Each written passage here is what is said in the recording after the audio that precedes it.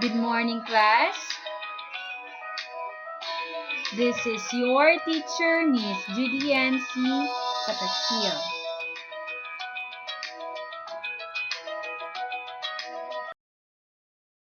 How are you today?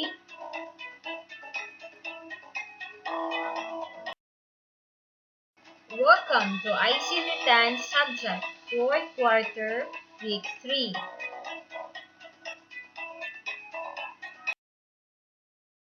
Our learning competency for this morning is follow OHS procedures in maintaining computer systems.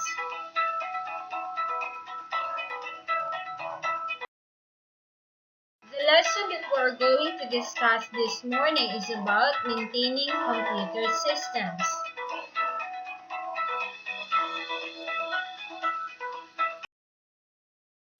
So as a future computer technician, you must be diligent and eager to know the different procedures in maintaining computer system because this will guide you in carrying out a particular job in a proper manner. Once you already identify the proper procedures, you must also be able to apply it in real-life situations. Now let's proceed to the safety precautions. Occupational Health and Safety Policy, or the OHS.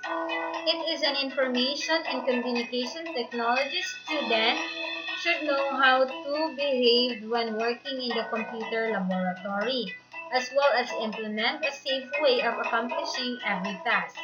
Safety practices should be learned early and always adheres in working with any electrical and electronic device, including personal computers and its peripherals.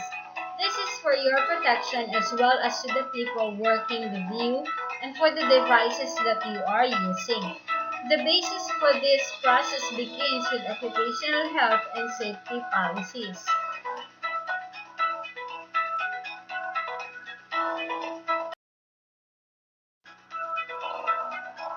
Occupational health and safety standards.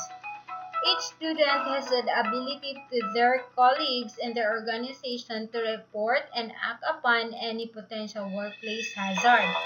Students need to be aware of the type of hazards that are possibly present in their work environment. So procedure. You need to identify the hazard, clear the area close to the hazard, partition the hazard off or clearly identify the area to protect other people from harm. If the hazard can be easily and safely cleared, then do so. And report the hazard to the appropriate person such as teacher in charge or principal to obtain assistance. After clearing of the hazard, fill out the correct documentation to assist in identifying and prove practice to reduce further incidents of hazards. Maintenance of computer systems. Perhaps you have handpicked the finest computer with the selected fastest processor and graphic card and with a few gigabytes of memory. So you thought to yourself that your machine is probably going to sustain you for the next 5 years.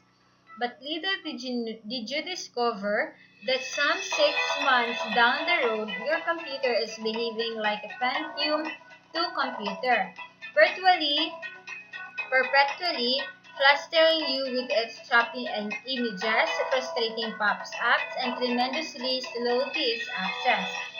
Gradually, your computer crashes and all your data is lost on one fine afternoon. So one thing you have probably missed out is the need for system maintenance. So the basic routine maintenance comprises of the three basic processes. First, we have the data backup. Second, we have the malware maintenance. And the third, we have the disk or file system maintenance.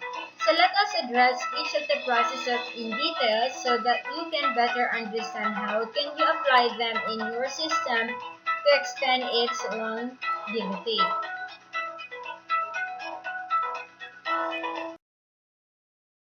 So first we have the data backup. Backing backup basically means creating a redundant copy of a data that in case anything happens to the original data, you have a spare copy. This is typically a simple thing to do. First, you must ask yourself why you should back up the data or system.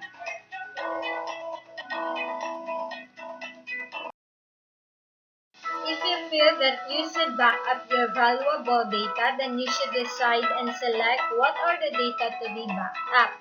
Depending on your needs, you may choose to back up your Windows registry or your Outlook Express mail data or even your Windows security keys. Windows operating system's friendly interface allows you to drag and drop computer files from one storage device to another. And this can be as simple as copying a document file from your desktop into a thumb drive.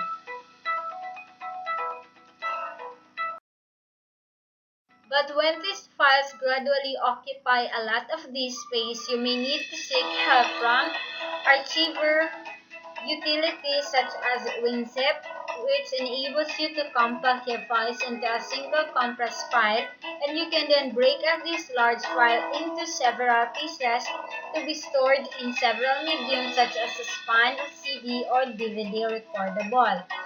Winzip also allows you to protect your file with encryption and a software password to prevent any unauthorized access. There are a number of backup methods you could use.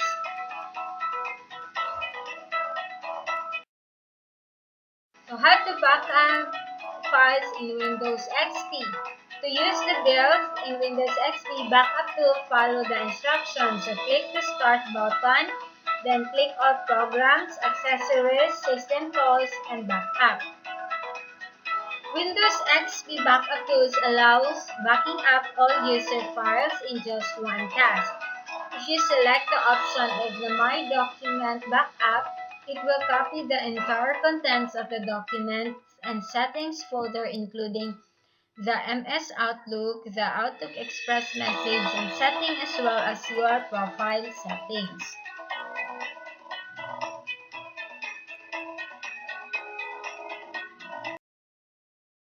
The Windows XP Backup tool allows backing up all user files in just one task.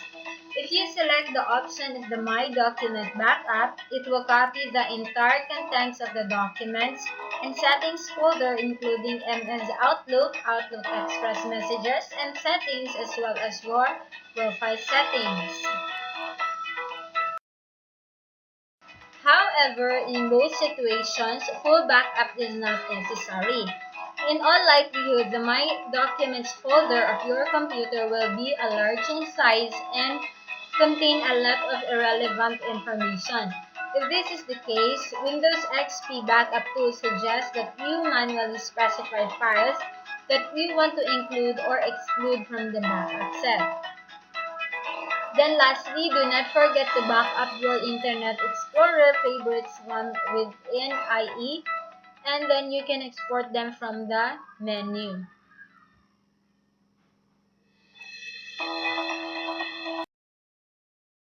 Next, we have the malware maintenance. Malware refers to any kind of malicious codes, objects, or content that infiltrates your computer, resulting in damage and causing your system to act in an undesirable manner. Commonly, these include viruses, spyware worms, Trojan horses, spams, and many more. When you are infected, you can lose your privacy, confidential data, and access to your system when software and hardware are damaged. Fortunately, there are a couple of preventive measures you can take to protect yourself from malware. One thing you can do to scan the file for any virus infection before you attempt to open it. If the scan shows nothing, it is probably a safe file. But then again, it may be a new virus yet to be updated in your virus scan. You can either wait and apply the next virus signature update and perform a second scan or reset all and open the file.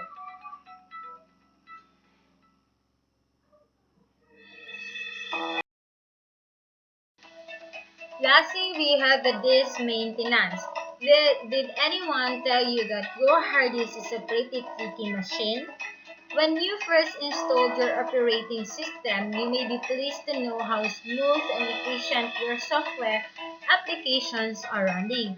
But gradually, it slows down and this bothers you. What really causes the decline in your performance? You may argue that your disk is just a couple of months old. This has much to do with the way you operate on your system. Try to imagine a big tool bucket filled with gadgets. Initially, the bucket only contains a few spanners, a hammer, and some screws. So every time you search for a particular item, it is relatively easy to find, but soon as you keep filling the bucket with all sorts of items, especially when the amount of items grows, you will discover that you may need more time just to search for a particular screw head.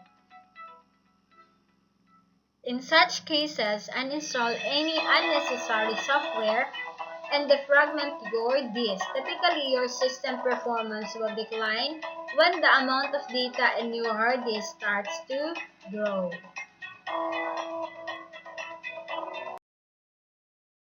So that's all for our lesson this morning. I hope you enjoy and you've learned a lot. Thank you for listening. Your activity and for your quiz, just follow the GAITF link on your screen.